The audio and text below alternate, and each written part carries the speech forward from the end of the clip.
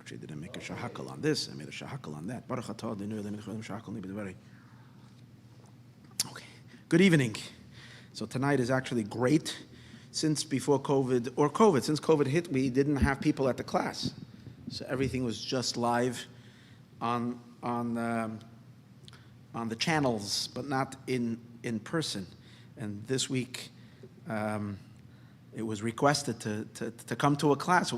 And the benefit I had from always not having, I'm just saying this to everybody that's in the live audience, the benefit of not having the class live, physically, even though it's hard to get excited and passionate when you don't have anybody here, and you're just speaking, especially since I don't see the crowd. I'm not sitting in front of a computer, so I don't see the people listening, even if you're listening at home. So that was the downside. The good side of it was that I gave the class whenever I was ready, sometimes 4 a.m, sometimes when and then whoever wants to listen to it at whatever their time is. So I was enjoying that, but we really need to bring the crowds back. So I am making an announcement now, even though I didn't announce this before, is that everybody's welcome to attend physically the classes again, back here at Mayon, Thursday nights at 8, Monday nights at 8, and Thursday nights at 8:30.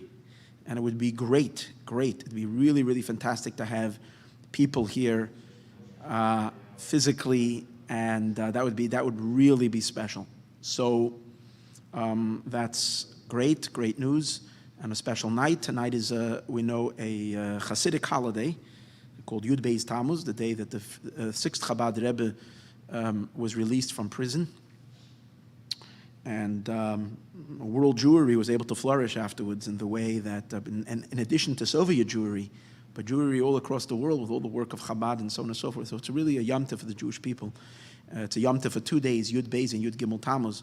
So it's a good day to reinitiate and open the doors again for physically having people here. We could have done it many months ago, but for whatever reason, it didn't happen. So it was bashert that it should happen tonight. So that's great. This week is Parshas Balak, and I'd like to talk about, obviously, the Parsha and connect it to the special day.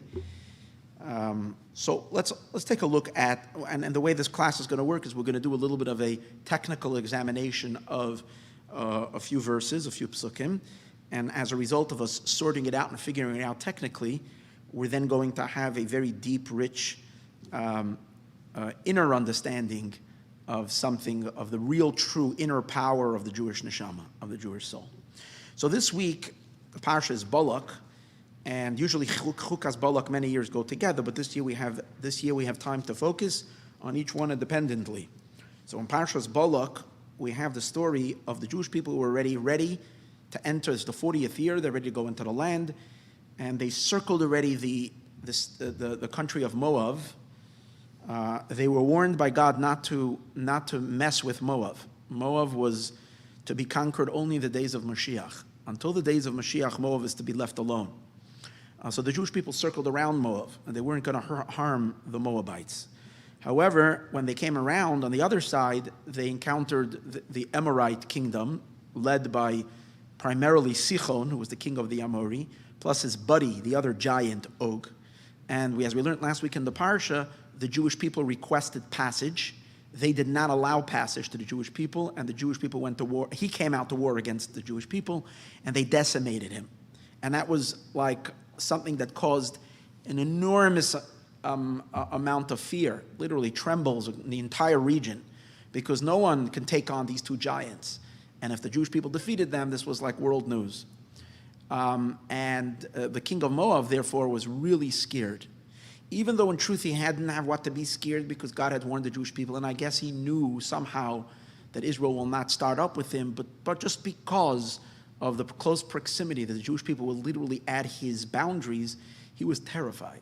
And in order to secure himself, he realized that the Jewish people's victory was not a physical one, it wasn't a natural one, it was a supernatural one, and he wanted to know what their power is. And he heard so much about the leader Moshe, so he understood that the power was in Moshe, so he said, what's his power?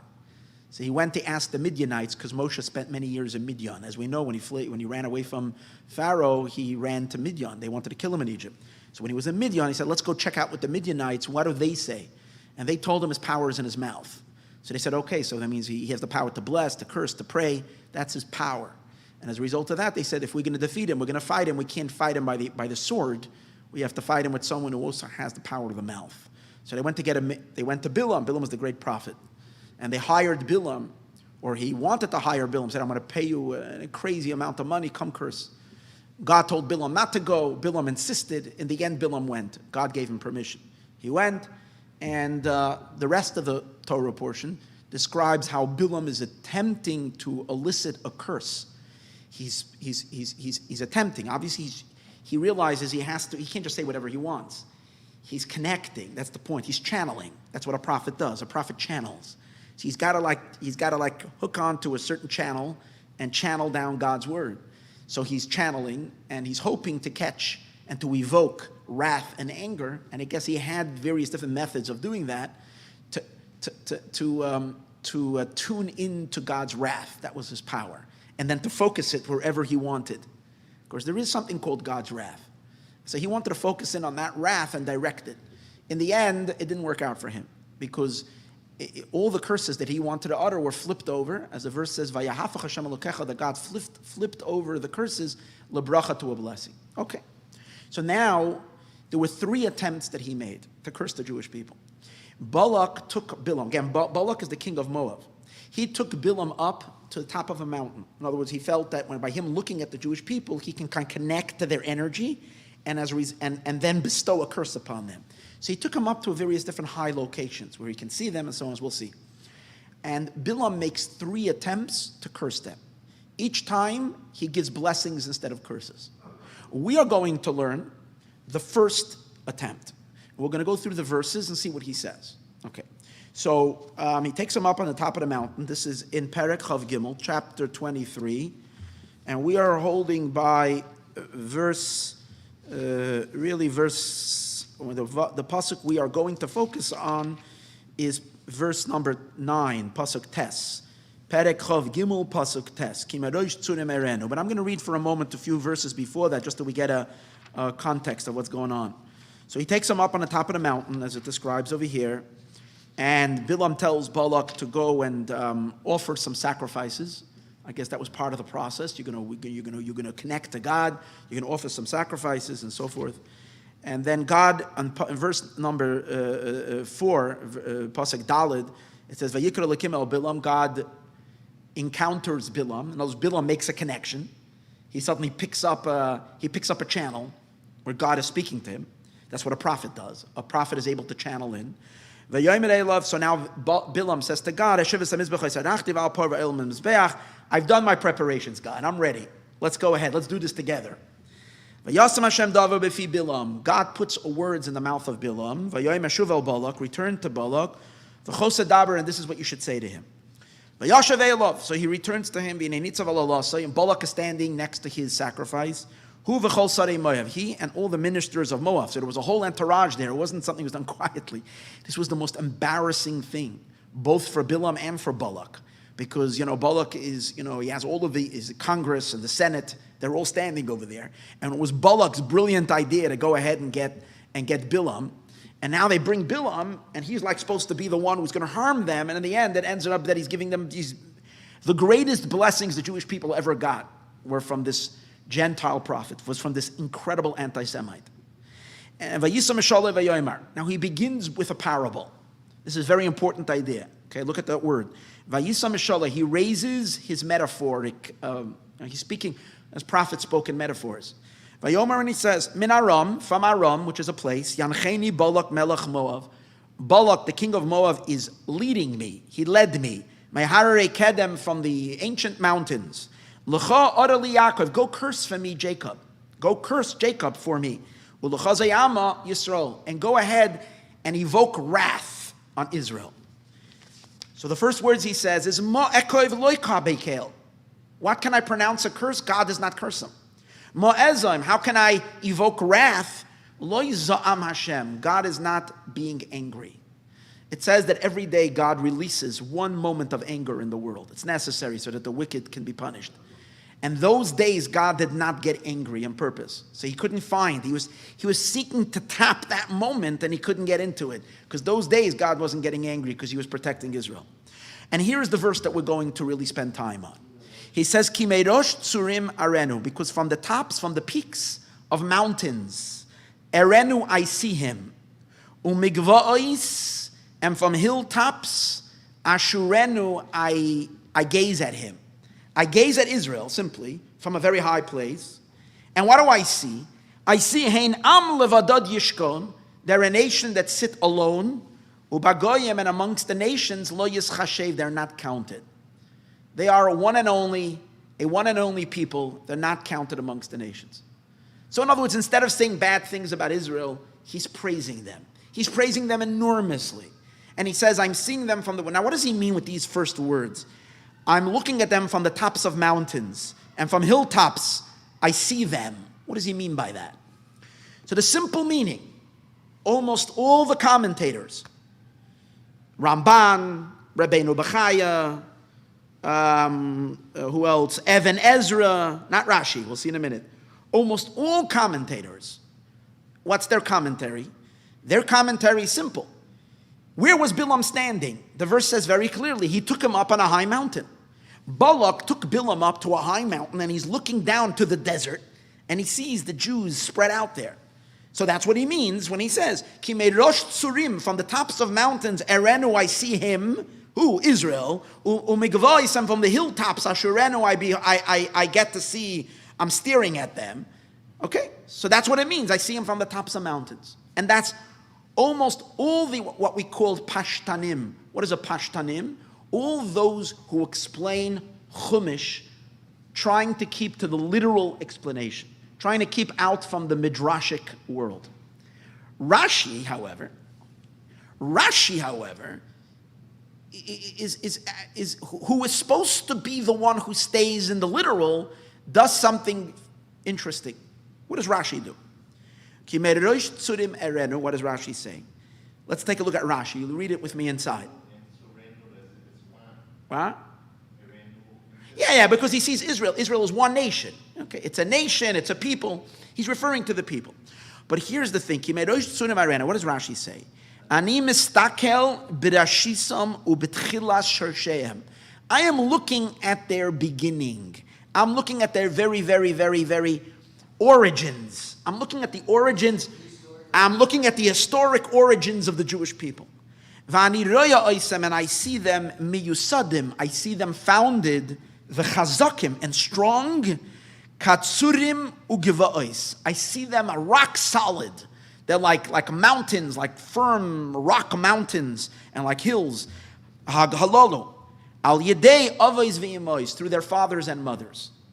In other words, what he's saying simply, Rashi, is I'm taking a look at Israel and I see that they have really powerful beginnings. They are founded on mountains and hills. Who's that?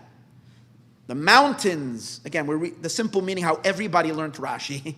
The mountains are the fathers, and the hills are the mothers. Mountains are taller than hills, so the fathers, the patriarchs and the matriarchs. And this, and like we find many times in Navi, that there is a reference to our patriarchs and matriarchs as mountains and hills. So this is what Rashi says. So, and again, he's not talking about where he is standing now, that I'm standing on top of a mountain peak. You know, elevation 4,368, above sea level, and that's where he's standing. It's not what he's referring to. He's not referring to where he's standing.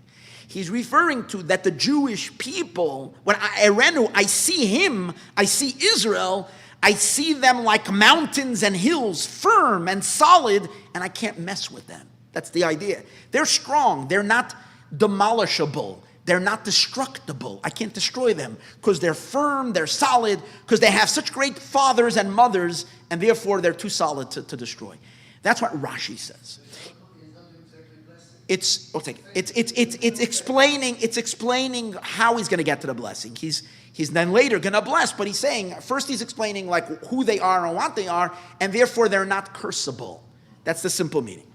The question over here is, Rashi, states many times in Chumash that he's coming to explain Pshutai Shel Mikra. Rashi sticks always to simple pshat, simple interpretation. And over here, obviously, is the question.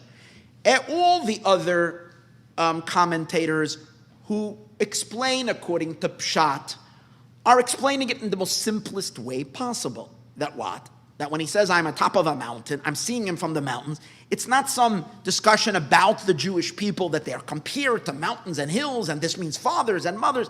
That's not. He's saying where he is standing. I am looking at them from a mountain peak, and from hills, from mountains, from a high place. Why does Rashi change? That's the question. Simple question.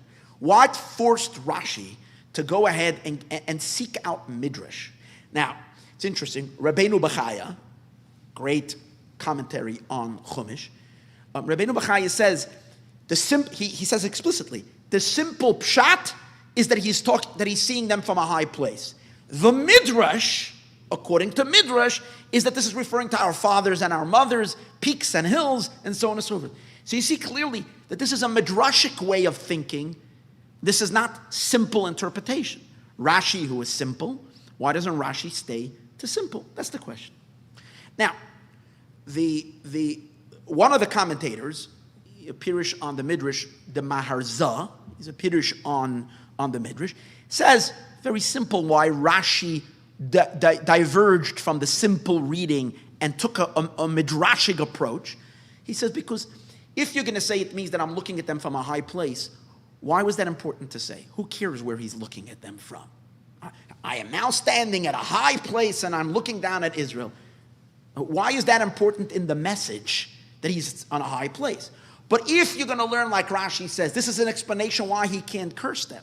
Why can't I curse them? Because they're solid, they're firm, they're powerful, they're indestructible. No, that we understand. That is the Marzah's. So the Marzah explains, again, it's a good explanation. Rashi was forced to seek out a midrashic explanation. Why?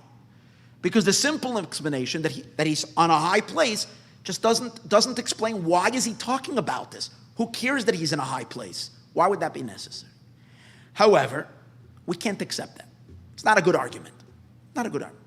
Because actually, it's very important that Bilam was in a high place. It actually, by Bilam saying those words, we're going to see that the verses make a lot more sense. In other words, if Rashi would not change the meaning, and Rashi would stick to the simple interpretation that this means like a high place, actually the pasuk would be much simpler. And I'll tell you why. When we take a look further, there's a couple of verses here. I'm not going to read them right now. We're going to get to them soon. Where Bilam is describing his continuation of the blessing. So follow with me, verse number 9, pasuk tes, pasuk yud, and we go to pasuk yud aleph. Okay? Verse number 11, pasuk yud aleph. See? Vayomer Balak el Bilam. Balak says to Bilam, Me'al Sisali, what did you do? He couldn't believe what he heard. I took you, I hired you, I brought you out here to curse my enemies. And you bless them. He gives him an excuse. I told you I'm going to have to listen to whatever. I'm in God's hands. I can only do what God says. Fine. So in verse 13, what does Balak say? I love Balak. So Balak says to him, let's go somewhere else. And look what he emphasizes. You will see the Jewish people from there. However, only a little sliver of the Jewish people, their end you will see. You won't see them all. And curse me and curse them for me from there. So you see, what is Balak saying now? Let's try. You know what? Didn't work. Seems like by looking at them, you're evoking blessings. Maybe it's because you're seeing them all. Let's move away from here. We're going to go to another spot where you're just going to see a little part of the Jewish people. Not all of them. You won't see the whole camp. And maybe you're going to connect to them because you're looking at them. But since you're not seeing them all, you're going to be able to drive in a curse instead of his blessing. That was the strategy of Balak. So it would seem to imply that at this time, he was actually looking at all of them. He was looking at all of them. Now, here's the problem with that. The problem is if we go back a few verses, which verses we didn't see yet here. Here we are. Chapter, you see Perek Chav Gimel, Chav Gimel starts, chapter Chav Gimel, Pasuk Aleph, the verse before that. Chapter 22, verse 41, Mem Aleph, 41. Vayhi b'boker, it was in the morning.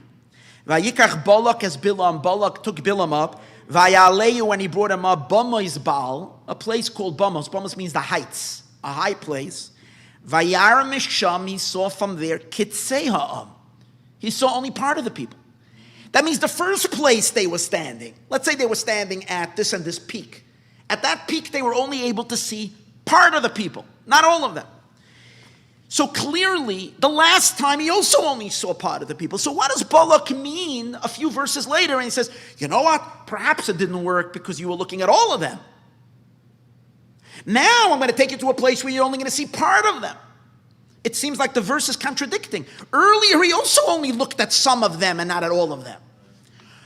So the answer, however, is how do we know that Bilam actually saw all of them? So now we'll understand why the pasuk says, Bilam says, Arenu, I see them. Kimerosh tzurim.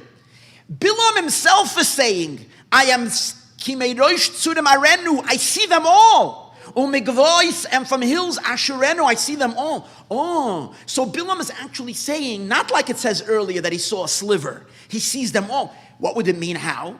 Because Bilam must have left. Balak brought him to a place where you can see part of them. Bilam went up higher, to a higher altitude. Yesterday I was climbing with my daughter on a mountain. Amazing. Up in the back of Malibu.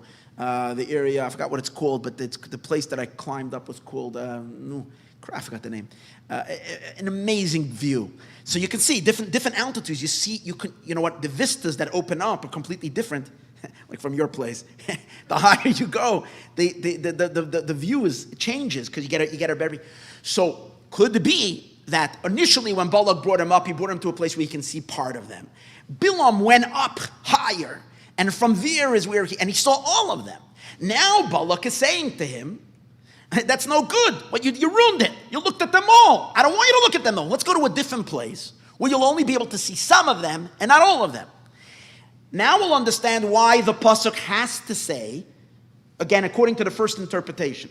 What does it mean?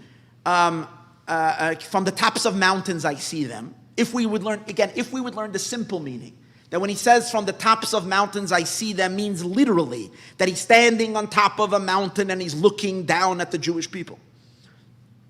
Right? So it would make sense why the verse has to say that. Because that's the reason, that will explain later why he says, let's change. Okay? But Rashi doesn't learn that way. Rashi says, and I'm not going to where he's looking at them. He's looking from the top of the mountain. Rashi says it means the Jewish people are compared, they're rooted in the fathers and the mothers, and the fathers and the mothers are strong like mountains. Rashi, so comes back to the question, who forced Rashi to change the simple meaning and not stick to the literal explanation, which actually would have been very good because it would have helped us understand the psukim in general. Okay, that's my question. So what's the answer? We're going to get to that. Now, to further prove the point, we'll see. Obviously, again, in Midrash, now Midrash is a way of looking at things not according to actual thing, to look a little bit more, to be a little looser. In Midrash, you can be much looser, and you can bring in much more spiritual ideas. He's seeing. But again, Rashi is not stating, and again, it's interesting. When Rashi does bring a Midrash, Rashi usually says Midrash Agada. It's a Midrash. In this place, Rashi doesn't say it's a Midrash. That means Rashi is learning that this is the simple reading of this verse. From the tops of mountains I see them, from the hills I gaze at him. The simple meaning is that the Jewish people are compared to mountains and to hills, or because of our fathers and mothers. Why is he doing that? That's the question. Now, to actually dig in a little deeper, we'll see. actually, where does Rashi take his explanation? It actually does say so in Midrash. It's a Midrash Tanchuma, and it's a Midrash Rabbah. It's a Midrash in a few, which the Midrash says clearly that when he says mountains and hills, it's referring to the patriarchs and the mother and the matriarchs. I'll read you the Midrash Tanchuma. The Midrash says, "Akimei rosh tzurim elu ha'avot." The rosh tzurim, the tops of mountains, these are our fathers. Umigva'ois ashirenu, from the hills I gaze at him. Elu ha'imaot, these are the mothers. So Rashi, both hills, one is bigger than the other. So Tzurim is fathers, and Gva'ois is mothers. But both of them represent, so the Midrash states, specifically, so this is Rashi's source, that would be. But what we're going to see now, Rashi is not at all actually sourcing the Midrash, using the Midrash. Because we're going to do a careful look at Rashi's words, and we're going to see that Rashi actually is not at all following the Midrash. He's making his own original interpretation by slightly altering the Midrash. His words are going to be, why? The Midrash says very clearly, what is Tzurim? Tzurim are big mountains. Gvaot are smaller hills. So the Midrash is saying, Avos are the fathers, Avram, Yitzchak, and Yaakov, the patriarchs of the Jewish people. And the hills, Elu, these are Imaot, the mothers. Rashi does not say, Elu ha'avos, Elu ha'imaos. Doesn't say that. What does he say? Let's look at the Rashi again carefully. The words Rashi uses is, Ani mistakel, I look bireishisam, at their beginnings, ubetchila sharsheim, at their very roots, the origins of their roots. V'ani roya oisam, I see them, miyusadim chazakim katsurim ugevais. They, the Jewish people, are strong like mountains and like hills, al yedei avois v'imaot, through the fathers and the mothers. So the first thing to notice is Rashi's not saying the mountains are the fathers and the hills are the mothers. He's saying the Jewish people are strong like the mountains and the hills, but how are they so strong? They're so strong because of their fathers and their mothers. In others, their origins are what's making them strong. So number one, Rashi is changing the words of the Midrash. Rashi is not saying the mountains and the hills. Bilam is referring to Abraham, to the patriarchs and the matriarchs, our fathers and our mothers. No, first of all, he's referring to the Jewish people, not to them. The Jewish people are strong. Why are we strong? Because we have fathers and mothers. But who is strong? Not the fathers and mothers. Israel is strong. Like what? Like mountains and hills. It's a whole different pirush than the Medrash. The Medrash says that when Bilam is saying, that Bilam is looking, and he says, I'm not looking at you. I'm looking at the mountains and the hills. I'm looking at your fathers and your mothers. Rashi says, no, I'm looking at you, and I'm seeing you are strong. Why are you strong? Because of your fathers and your mothers. That's number one. Number two, the reason, I'll take the questions later because people are listening and they're recording. Okay. Yeah. So the other, if you remember the question, but if it still be there, the other, what's it called again? The other problem is this, that our fathers and our mothers are called Harim and Gvaot, mountains, or Tzurim. Over here it doesn't say Harim, it says Tzurim.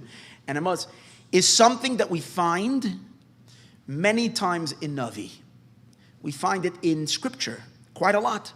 For example, in Yeshaya, in Isaiah, in Perek Nun, chapter 50, I'll give you that we find. It says, Nun Aleph, chapter 51. Shimu Elai, the opening verse in chapter 51 in Isaiah. Shimu Elai roidfei tzedek. Listen to me, those who are chasing after righteousness. Mevakshe Hashem, those that are searching God. Habitu, look. El tzur chatzavtem, look at the rock from where you've been excavated. Yeah, but like mountain peaks are also sometimes called rocks because it's tips of mountains that are rocky. So El Tzur Chatzaftem, look at the rock from where you've been excavated.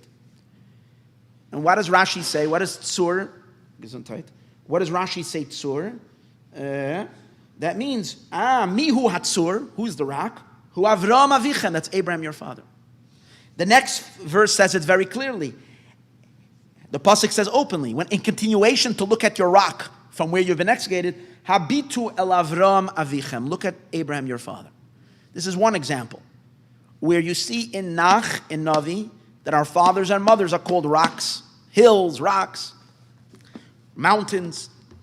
There's another one in the Haftorah, this week's Haftorah, Parshas Balak. This is from Micha. Okay, the Navi Micha, chapter 6. Micha chapter 6, verse number 1. Hashem says, Shimu na es asher Hashem omer. Listen to what God is saying. Kum, get up. Riv, if you want to have a fight, you want to quarrel, you want to contest. Contest esaharim, contest the mountains. V'sishmana hagavois koilech, and let the hills hear your protest. So Rashi says, who's the mountains that should hear? Rashi says, aharim el esa avois, these are the fathers. Hagavois are imais. The gavos are the matriarchs, the patriarchs and the matriarchs. I'm just giving you two examples. In Navi, and especially in Chazal, in the writings of Mishnah and Talmud, you have a lot of references to fathers and mothers being rocks. And so why isn't it that the Midrash brings a verse to prove it, but Rashi doesn't bring a pasuk to say that Tzurim is the fathers and Gavois is the mothers? Why doesn't Rashi do that? It would help. It would help us understand, especially since Rashi wants to prove everything according to Pshat. If you bring me a pasuk where it says, it refers to our fathers, Abraham, Yitzchak, and Yaakov, as rocks and mountains, it would be much clearer. Rashi chooses not to say that. For whatever reason, not to bring a proof to it.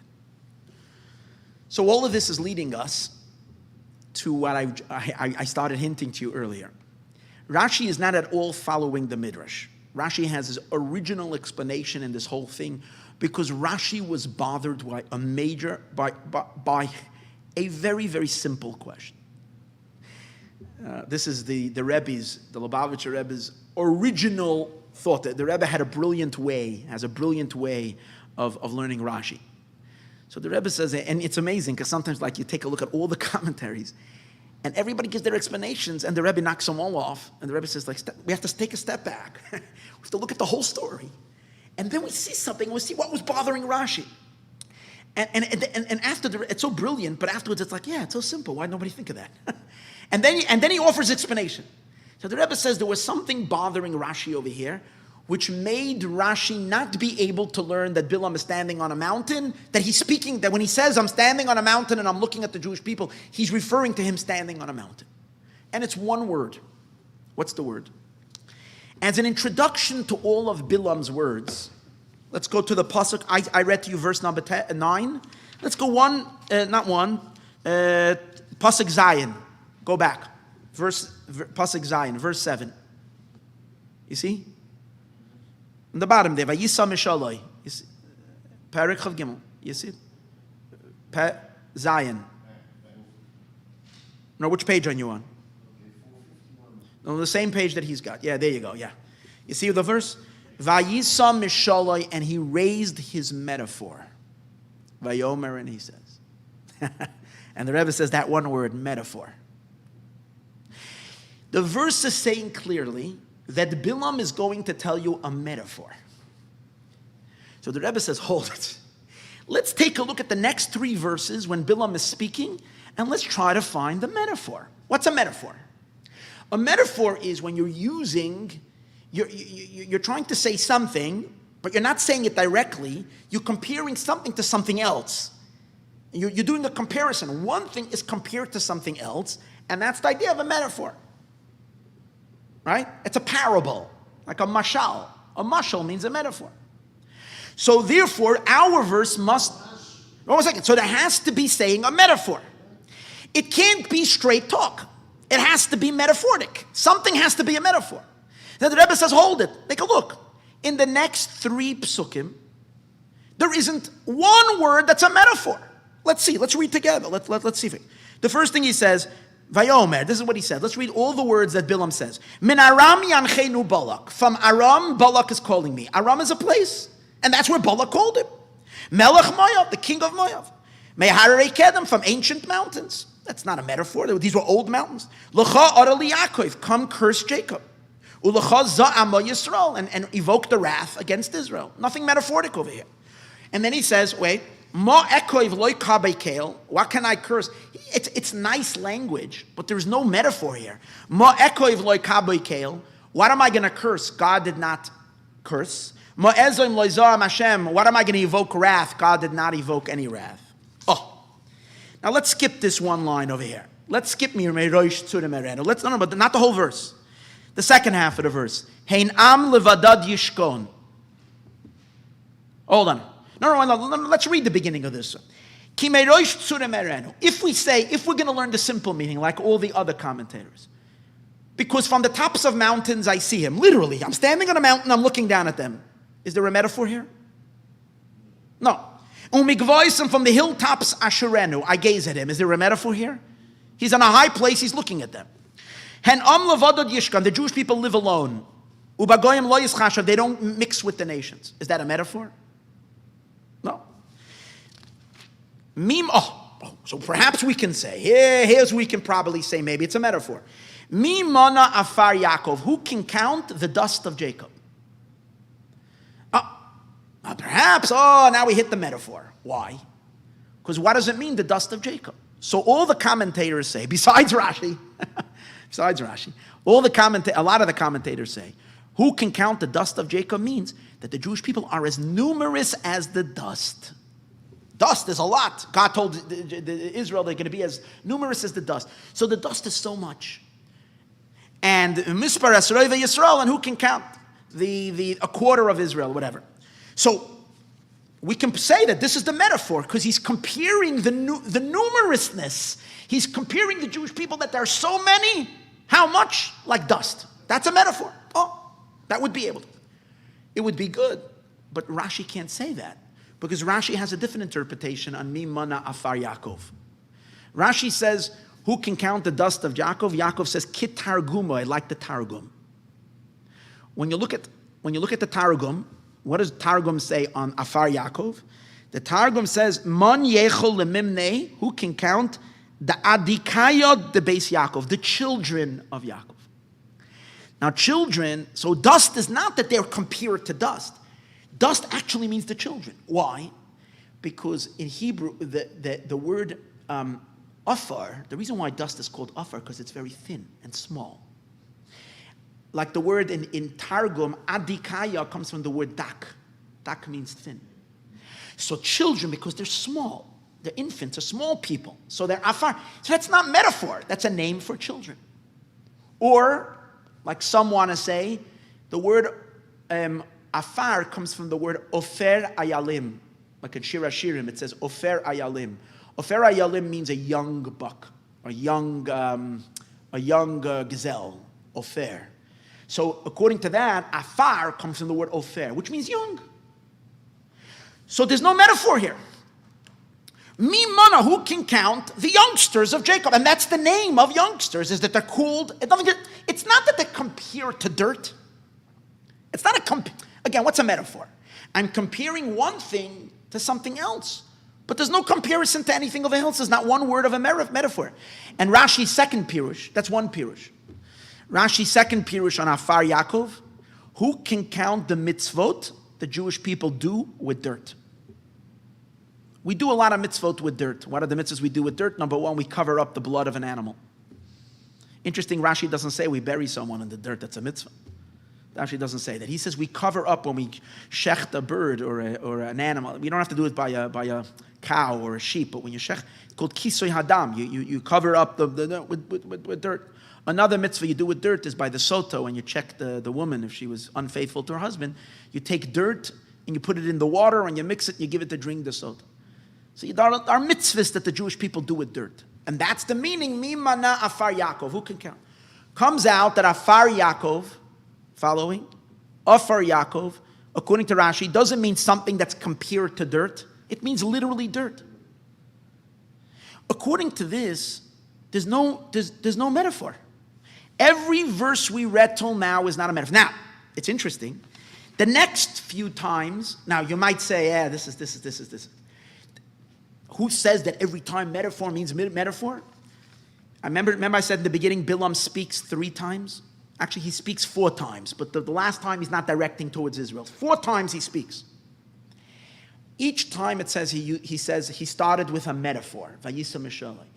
Each one of them, there is metaphoric language. For example, I'll give you an example. He says, a star will rise from Jacob. That's referring to a leader, King David. The leader, he will rise. The fact that you're calling a king a star, that's metaphoric. Just like a star is in the sky and it's so great, so too a superstar. A star, that's metaphoric. Or the time before that, he says the Jewish people, Matovu alecha Yaakov, how beautiful are your tents, Israel, right? And then he says, Kinechalim nitoyu, like the rivers they are planted, like the streams, like the river. So you're comparing them to rivers, and so on and so forth. Or another one, he says, Heinam kilavi yakum, they get up like a young lion. Uke ariyam, like a strong lion, right? They crouch and they're strong, whatever. So that's metaphor. Every single time when Bilam spoke, you can find the metaphor. The Rebbe says in these few psukim, the verse says it's a metaphor, and there is no metaphor. There's nothing that's a metaphor. Everything is upright. So that's what forced Rashi, see, to change the meaning that Bilam is not standing. If he's saying, I'm standing on top of a mountain, I'm looking at them, there's no metaphor. Rashi says, where's the metaphor in these words? He says, what does he say? Ki meirosh tsurim arenu, from the tops of mountains I see him. Umigvois asherenu, Rashi says, it doesn't mean I'm standing on top of a mountain and I'm looking at them. That's not a metaphor. He's saying, I'm looking at the Jewish people and I'm seeing that they're strong and hard like a rock, like a powerful, solid rock. That's metaphoric. Again, a metaphor is always when you're comparing one thing to something else. You're saying one thing, you're comparing them. So that's why Rashi changes. And Rashi learns that we're talking about that the Jewish people are hard like a rock because it opens up with the word mashal, a mashal, and a mashal needs to be something that I'm comparing one thing to something else. Understand? So that's why Rashi did not want to say that because he needed to find a metaphor. Now, this will also explain why Rashi slightly changes the pirush of the midrash. He doesn't say the midrash, and he gives his own pirush. He says very brilliant. He says the midrash says the mountains and the hills, they're the patriarchs and the matriarchs. They are the mountains and the hills. So then the Rebbe says that's also not metaphoric. Why is it not metaphoric? Very simple. The Rebbe says because once we find in the Torah many times that's one of the characteristics or one of the names we name the fathers and the mothers, then it's not we're comparing them to the mountains. It's a name of who they are. For example, we say Tzur Yisrael, Kuma be'ezrat Yisrael, right? And the Nusach Chabad, it's one of the verses that I miss because when you daven, when I grew up as a child, I didn't daven Nusach Hari, but the Nusach Hari is the Chabad Nusach. When I got older and I started davening that way, so Chabad actually slices this pasuk out. It's not there in the Nusach. Tzur Yisrael. It's a beautiful word. Tzur Yisrael, the strong one of Israel. So, who's referring to God? God is the strong one. I don't think that's metaphoric. Obviously, God is not a rock, but it's one of the names of God is that He's Tzur Yisrael. He's the strong one of Israel. Like I give an example. The sages say that Shalom is one of the names of God. God is called peace.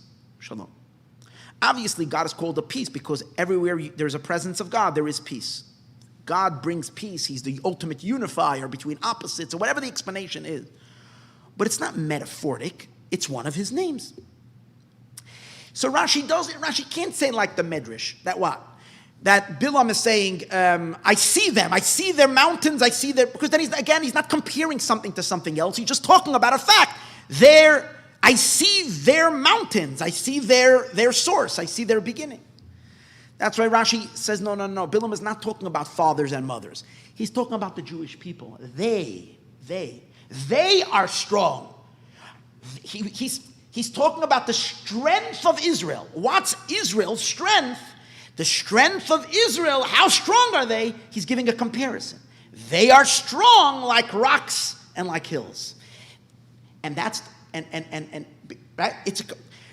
Why does he have to bring in the fathers and the mothers in the first place? Who's talking about fathers and mothers? Then if Rashi's interpreting it that the Jewish people are strong like rocks, why does Rashi say al yedei avos ve'imois, through fathers and mothers? Very simple. Because the pasuk doesn't say I see rocks. The pasuk doesn't say ki tzurim arenu. It says rosh tzurim. What does rosh tzurim mean? The beginnings of mountains, the starting of mountains. From the word rosh, we know that we're talking about the beginnings of the Jewish people. But the actual tzurim and gevaot, which means strong, solid like rocks and stone, that's not the fathers. That's the Jewish people. Why are the Jewish people strong? Because their fathers and mothers made them rock solid, steel, hard, like rocks, and so forth. Now you have a mashal.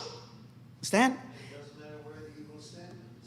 Yeah. Where he sees them is not the issue here. The point over here is, in that way, Rashi was able to capture that there is a mashal over here, or else there wouldn't be a mashal, because everything would be straight talk. This is the only place Rashi was able to find that in this first blessing, there is something that's a mashal. The metaphor is, the Jewish people are compared to a rock and to a stone. This is the simple meaning of the Rashi. Now we go into a little bit of an esoteric, deeper idea, which comes out of all of this. And what comes out of all of this? When do we have to give a metaphor? A metaphor is something that should be used only selectively. That means metaphors are a very important teaching tool. Teachers need to be able to use metaphors. But teachers who always use metaphors destroy the metaphor. Metaphors are only needed when the class is too abstract or too deep, or there's a concept here that's a little hard for a simple person or for the child or whatever it is to wrap their mind around, because it's a little abstract, it's a little distant.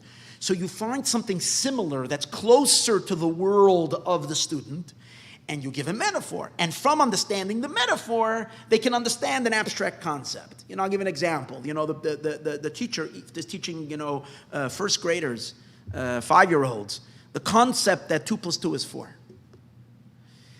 2 + 2, the concept of an abstract number doesn't exist in it. What do you mean 2? 2 what? So the teacher has to actually take out 2 blocks or 2 fire trucks and another 2 fire trucks, right? And put them together. So how many fire trucks do we have? We have 2 fire trucks and another 2, we have 4 fire trucks. So when the child can see that 2 and 2, and he can count, now there's 4, and then he can, as he gets older, we'll be able to abstract the idea that it's not only fire trucks. It's actually candies as well, and lollipops as well. And actually, it can be numbers without an object. The concept. So you give a metaphor when you're dealing with something. If it's not a metaphor, you're comparing. It's called a comparison. It's not really a metaphor, but a comparison. You're comparing something which is used as a mashal. You're using it as a mashal. So the idea of and sometimes it's a more elaborate metaphor. You want to give over a very deep story. So the Midrash says mashal lamelech. It's a mashal to a king that had a one and only child, and so on and so forth. Then he paints the whole mashal. One of the famous teachers of metaphors was known as the Dubner Magid. He was the most fascinating mashal giver. Every single one of his speeches was filled with the most fascinating metaphors. And that's because he had certain teachings that he wanted to bring out the sharpness of it. And when you first heard the story and you heard the metaphor, you were able to assimilate and grasp and understand and integrate the idea much deeper into you. But a teacher, when a concept is very, very simple and very straight, and you don't need a metaphor, and you're using a metaphor, then it's just superfluous. We have to say that if Bilam is talking about the strength of the Jewish people, and he's giving an example that they compare to a rock, that their strength is compared to a rock, it's because Bilam was having a hard time to explain to Balak, to his audience, these were all the Moabite princes, what the strength of the Jewish people is. He could have said they are very mighty and they're very strong. Why does he have to give a mashal? The reason he has to give a mashal about their strength, Kimei Rosh Tsurim, he's comparing it to a rock, is because Bilam knows that the true strength of Israel is something so abstract, so otherworldly, that there's no way that the Gentile can grasp their strength. In other words, it's not just strong. Many things are strong. There are many people that are strong, and different ways of being strong. You can be physically strong, you can be psychologically strong, you can be, there are many ways of a person being strong. But the strength of the Jewish people is a different type of strength. It's an otherworldly strength. It's an infinite strength. It's a boundless strength. And it's one, as we're going to see in a moment, that is entirely different than the definition of strength that there is in worldly things. So he's trying to find something to be able to give some kind of a metaphor. So he says it's compared to the solidness of a rock, something like that, to find something. Because really the true strength of Israel is something so deep, it needs a mashal. You have to give it over with something tangible because it itself is difficult to understand. What's the strength of the Jewish people? So obviously the strength of the Jewish people is not a physical strength. The Jewish people were never throughout history the biggest muscle men in the world. So it's not a physical strength. We know the idea of the survival of the fittest. And we know that this fact that the Jewish people survived the exile goes against the rule of the survival of the fittest. We have not been physically necessarily the strongest people physically in our strength. Now, thank God, Israel, the Eibishter stands by them, and they're a pretty mighty entity. But in general, Israel throughout all of our history, it's not the physical strength. Obviously, we're talking about the spiritual power of the Jewish people, which translates obviously into our physical bodies, and therefore we have the survival of the Jewish people because we are super strong. So it's a spiritual strength. But in the spiritual strength itself, is it the mind? Is it the Jewish people? Might argue and say the Jewish people have survived because they're brilliant, because they're cunning, they have they're always outsmarted their enemies. There's always that brilliant. It's not that. The real strength of the Jewish people really is the inner core of the neshama, of the soul. The deepest point of the soul, which as we know, according to the Kabbalists and according to Chassidut, is a piece of God from above. And just like God is uncrushable, indestructible, is infinite and absolute, and therefore indefeatable and unerasable, right? Hashem cannot be deleted. He is, and He is forever and ever for all of eternity. Since there is a piece of Him inside every single Jew, that gives and that explains the durability and the continuity of the Jewish people forever and ever. To the point that even if all of existence and all of everything would come to an end, according to some interpretations, that's what Bilam said when he met Hein Eim Levadod Yishkom. They're a nation that lives alone. That means even if mankind will end, Israel, the Jewish people, will never end. They're forever and ever in eternal existence, forever and ever, forever, for all of eternity. Why? What is the secret of that? So here's the real strength. The real true spiritual power of the Jewish people is the power not of survival. The power of the Jewish people is their power to transcend themselves and completely, and here's the secret, completely abnegate themselves from existence into non-existence, which is the total opposite of how we usually define strength. Something that's strong means it's strong is that it has to be. It is firm. Its existence is firm, solid, strong, and therefore it remains in existence. See, the magic of the Jewish people is that the Jewish people can dissolve, every Jewish man or woman has an intrinsic power to dissolve his or herself completely into God, to dissolve into non-beingness. And where do we find that? What was really astonishing through the history of the Jewish people is the stubbornness of the connection of the Jewish people to God. To the point that whether it was the Roman savages who tried to rip and destroy and crush the Jewish people. It goes earlier back to the Babylonians. It goes back to the Egyptians who wanted to already wipe the Jewish people. It goes back to Lavan, as we say in the Agada, that Lavan wanted to bikesh la'akor es hakol. We go through the Seder by night and we say, V'hisha amda la'v'seinu, God's promise that stood by the Jews, shalo yachad bilvad, not one nation. Whether it's the Inquisition, whether it was the USSR, the communists who tried to, the Soviets who tried to wipe out the Jewish people, and mainly they wanted to disconnect the Jewish people from observance. They wanted to sever the Jewish people's connection from God. Whether it was the Nazis and during the Holocaust, whether it was Chmielnicki during the uprising, all the forces in the world, the Crusaders, and the Jewish people, a vulnerable minority, scattered across the entire world, there has not been any effort spared to rid the Jewish people physically from this world, but also, and very strongly, to cause the Jewish people to totally assimilate into the nations, to accept another belief, whether it was the Greeks, one of the famous ones, or the Spaniards, and so on and so forth. And yet Jewish people have the strength of the Jewish people, according to Chassidut, amazing strength, according to the Alter Rebbe in Tanya, is that the Jewish person, man or woman, will never sever their connection with God. At the cost of what? At the cost of everything. In other words, the person willfully, without a question, when he or she feels that one is cutting them off, any Gentile, whoever it is, that's trying to disconnect and sever the Jew from his Jewishness, from his connecting to God, will say, or has said throughout history, if I have to die for this, I will die for this. Now let me explain something. You find what we call, this is called, when people die for what their beliefs, what's the word, martyrdom. You find martyrdom, the Alter, it's a very, very strong principle in the writings of Reb Shneur Zalman of Liadi and Tanya, because he explains that martyrdom we find amongst other saintly, people in other religions. Christianity is a bunch of saints who died for God's sake. In Islam, there's also those who died for their belief. So what's unique about the Jewish faith?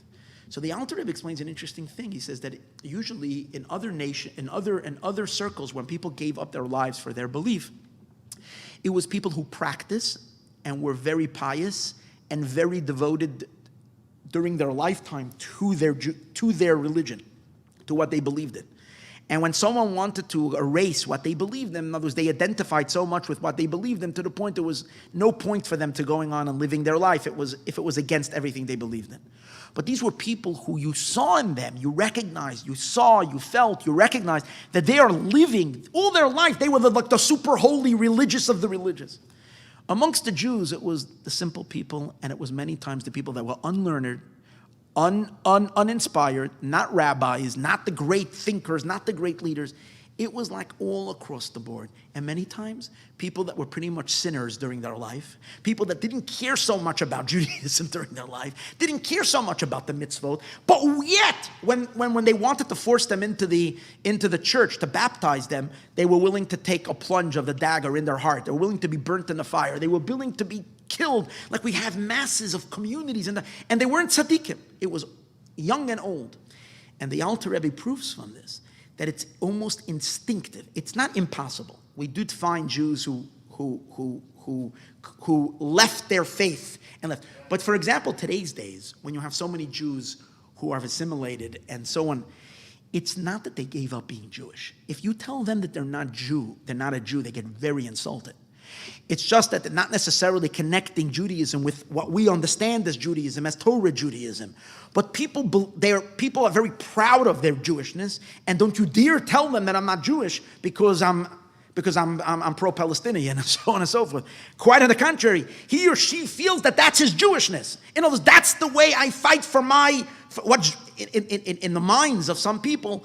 It's what is Judaism? Judaism is to be a good person and to care about whatever, and then so there are the tikkun olam or whatever it is, and therefore they're fighting for it.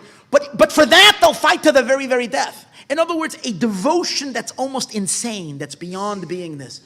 It could translate into sickness. I'm showing it. It could translate, but the point over here is there is a kernel of attachment. Yes, the Pintel Yid, it's a kernel of attachment to God that transcends reason and rational thinking to the point, really what it is that at the very, very core of the Jew, the question is not what's in it for me, but what is the truth? And for the truth, he's willing to die. It's not what is beneficial for me. Every other creature and every other being ultimately asks the question, what am I going to gain of it? In other words, because substance, beingness, wants to exist. The ability to not be, the ability to become dissolved from existence for something totally bigger than you, in our case, the Jewish soul, for its truth of God that it feels very, very strongly, is something that is a strength that doesn't exist. It's interesting, the Alter Rebbe says in Tanya that it doesn't even come from us. It comes, first of all, it's an inheritance, he says. It's an inheritance we have from our what? From our forefathers, from our fathers and mothers. It was genealogically passed down in the DNA of the Jewish people that the Jewish people have this power of transcendence of self. And another thing the Alter Rebbe says, it's not even coming from the person. It's because God Almighty shines into the neshama, into the soul. We're not conscious of it. But because internally, in our essence, the truth of God is so vivid, because God is vividly beaming himself into the inner space of the soul, at that point, God is truer to us than we are ourselves. And therefore, the Jew is able to melt into non-existence instantly. Now, here's the thing. When we are him, he is indestructible. So everything that's strong, no matter what it is, no matter how, any entity that's strong, a creation is finite. So any strength that there is in all of existence has a finite strength. I mean, as strong as it is, something stronger can come hypothetically and destroy it. The one thing that cannot be destroyed is God. And he's infinitely true, and he's indestructible. Since the Jewish soul's ability to dissolve and integrate itself into his existence, so the Jew's presence and strength is God's strength, and that strength is indestructible. And therefore, and for that very reason is why the Jewish people last for all of eternity. And that's why it's something that, as we said earlier, it needs a metaphor. Because the Moabite princes could not understand that. Because strength, as it is usually defined, is strength of beingness, strength of presence. The Jewish strength is the strength of devotion, of commitment, of commitment to the point that it's infinitely committed, it's infinitely devoted, to the point of total transcendence of self, the power of Mesirat Nefesh. And that's why the Jew endures. Because when you want to destroy something, you can destroy, but you can't destroy nothingness. And the Jew's strength is in being nothing, meaning in not being, but yet in the non-being we exist. We exist as him, not as us. And that's why they're indestructible. The existence for the Jewish people will be forever and ever. And that's what Rashi means, two things. That this strength, Rosh Tzurim is exactly what you said before. Rosh Tzurim is the Pintel Yid. That's the Rosh Tzurim. And Bilam is looking at it. The first thing he saw, because he was a prophet, he was able to, God opened up his eyes. The externals of the Jewish people fell away. When he looked at them, he saw 3 million sparks of God camping in the desert. And when he saw that Pintel Yid, he said, this is a different strength. This is Rosh Tzurim. This is their beginning. And he recognized where we get it. As Rashi says, our strength comes from our fathers and our mothers. It's not something that we produce. In other words, it's an inborn thing. Every Jew has this piece of God from above to transcend all self-motive and any self-gain and give him or herself over for something real and bigger than self. And I want to conclude this idea, which tonight, as I mentioned earlier, is the day of the liberation of the previous Chabad Rebbe, Rabbi Yosef Yitzchak. So here was a man who stood up against the entire Soviet Union. They arrested him. When they arrested him, it wasn't just because they arrested one of the people who were spreading Yiddishkeit. He was their arch enemy. In him they saw the man that's keeping the flame of Judaism alive. And obviously, sadly, it was the Jews themselves. It was the Yavasitska, it was the Jews themselves, the Jewish communists. They could not stand this rabbi who is not picking up the new ideology, ideology of communism and so on and so forth. So whatever it was, but meanwhile, they had the full power of the Soviet regime behind them. They took him and they arrested him, and when he was taken into prison, he was taken into the most notorious prison. People shuddered by hearing the name, Spolenka was its name. It was literally the most frightening place, and no one came out of there. And people were shot and killed, or if anything, if you went anywhere, you went to 30 years labor camp, if you got out. There was no need for them to actually explain anything. They killed people without trials. It was horrible. Anyways, the Rebbe was actually condemned to die. They initially had condemned him to die, and then by firing squad. Then they changed it for 10 years labor. It was a miracle, beyond a crazy miracle. Then big international pressure was put. But still, Raoul Wallenberg also had international pressure. They tried to get him out. The guy who he also disappeared by the Soviets, the person who was the righteous Gentile who saved thousands and thousands of Jews during the Holocaust, and yet he disappeared. I mean, the Soviets, whenever they don't like, they have their own way. Yet the previous Rebbe, miraculously, they had such animosity to him. Yet they were forced. First, they annulled his decree of death. Then they annulled his decree to being sent for 10 years in labor camp. Finally, they sufficed. That was the final verdict. They're sending him for 3 years to exile.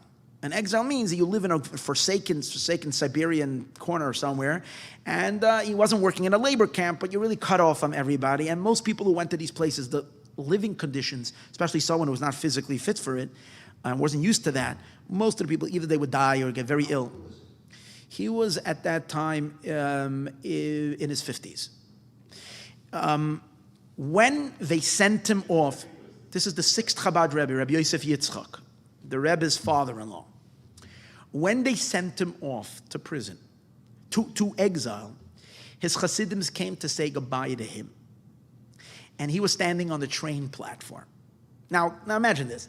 This person just managed to escape. Any other person going out of that prison would be like, you've got to watch your step. He's standing. They're watching him because the guards are there because he's not a free man now. They're sending him to exile for 3 years. The Hasidim come to say goodbye. He's standing on the train platform, and he's addressing the Hasidim, all the Jews that were there. And this is what he says to them.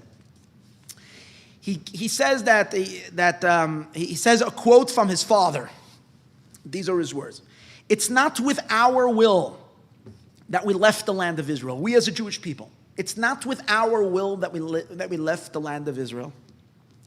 And it's not with our own powers that we're going to come back to the land of Israel, meaning for the ultimate redemption. Avinu Malkeinu, our father, our king, drove us into exile, and he will take us out of exile. The Yakabitz Nidachenu, he will gather our gatherings, from the four corners of the earth. And he will lead us in an upright pasture through Mashiach Goyel Tzedek L'Artzenu Akdoisha. He will lead us to Israel b'mheira b'yameinu amen. But listen to these words. So speaks a lion. But this, all the nations that are on the face of the earth need to know. That only our bodies did God send into exile and made submissive to the various different foreign entities, foreign powers. Only our bodies were scattered and gave into the nations. But our souls were never sent to exile and not subservient to any people. So we need to say openly, this is what he says, to the eyes of everybody, that whatever belongs or whatever relates to our religion, to our faith, which is Torah and mitzvot and Jewish customs, we, the Jewish people, do not have anybody who can tell us what. There's not the business of anybody else to tell us what to do. And no force should be applied from any nation or from any people to try to meddle with our personal observance of Torah and mitzvahs. Yes, taxes, this, that, Jewish people, physically, we were given under the nations. We need to say with the strongest stubbornness, he says, starke Yiddische Akshonis. We need to say with our strong Jewish stubbornness, with our 1,000-year Jewish self-sacrifice, martyrdom, do not touch the anointed one, and in its prophets do not harm, meaning don't harm the Jews. The Rebbe is standing over here and saying that we have to stand and look the entire world in the face and say, we the Jewish people, we've survived thousands of years of exile. We are a people that will not bend, like Mordechai. We will not bend and we will not bow down. Anything, yes, we find ourselves over here under the Soviet Union, and whatever physically needs to be in our powers to help the government and whatever things they can put upon us, yes, we're in exile. We're not our free people. But when it comes to Judaism, when it comes to matters of Judaism, no one in the world has any right to tell us what to do, because our souls, God never submitted to the nations of the world. I'm just saying that you're talking about a power of Mesirat Nefesh, a power of, he knew that in any second they could take him right off and shoot him in the back of the head. Yet a Rebbe stands there with such powerful force. And what did he do? He invigorated his hundreds. In the end, what happened was a week later, when he arrived over there on Yud Bey's Tammuz, that happened on Gimel Tammuz, the third day of Tammuz. A week later, when he finally arrived there, sadly going to spend 3 years over there, they notified him that he's free to go. And they completely released him. That was the big miracle of today. Why? Because when a Jew uncovers that spark of Judaism, that pure divine light, the pure divine spark that's within us, no power in the world has any, and can't stand it. Problem is, it's hard for us to expose that. It's we're covered, we're concealed. But when you have a tzaddik, when you have a righteous Jew, when you have a holy Yid who peels away all the externalities and stands and allows the spark of Mesirat Nefesh, the power. And when the Rebbe stood there, think about it. When the sixth Chabad Rebbe stood there, it wasn't only him standing there. He was representing the thousands of Jews who were killed by the Crusaders. He was representing the thousands of Jews who stood for the Inquisition. He was representing all the Jews who died. He represented all of Israel with that Mesirat Nefesh, saying there's nobody in the world that has any power over us. And that's the strength that Bilam was talking about. That's what's going to endure. That's going to withstand all anti-Semitism. It's going to withstand all the forces in the world that want to harm us, because the Jewish people are connected to Hashem with an everlasting strength. And the strength is not a human strength. The strength is not even an angelic strength. The strength is the strength of God himself. His existence is absolute, enduring forever and ever. The Jews' connection and attachment to Hashem and the willingness, therefore, to hold on at all costs is an unbreakable power that is embedded in every Jew forever and ever. And the interesting thing is, it doesn't get any weaker and weaker and weaker throughout the generations. We would think that any cultural belief gets weaker as you go further and further away from your origins. But being that this is not about us, it's not coming from us, it's coming from Hashem, from the spark of Him. Every single Jew today has that same ability in his inner core, not necessarily we're conscious of it, but every single person has the potential for such stubbornness and such connection, the same way like our father Abraham, because it's a pure spark of God, and God doesn't change. So as that spark travels throughout generation after generation, it's unchanging, it's unweakening, it's as strong as it was the day it first manifested in this world. When Abraham jumped into the fire, when Nimrod wanted to put him in, it's the same fire and that same devotion and same connection that remains forever and ever. And that's the real meaning of Meirosh Tzurim, like Rashi says. I see them strong, solid. They get it from their fathers, but it's their strength, and therefore they are unbreakable and forever and ever. Thank you. Just one second here.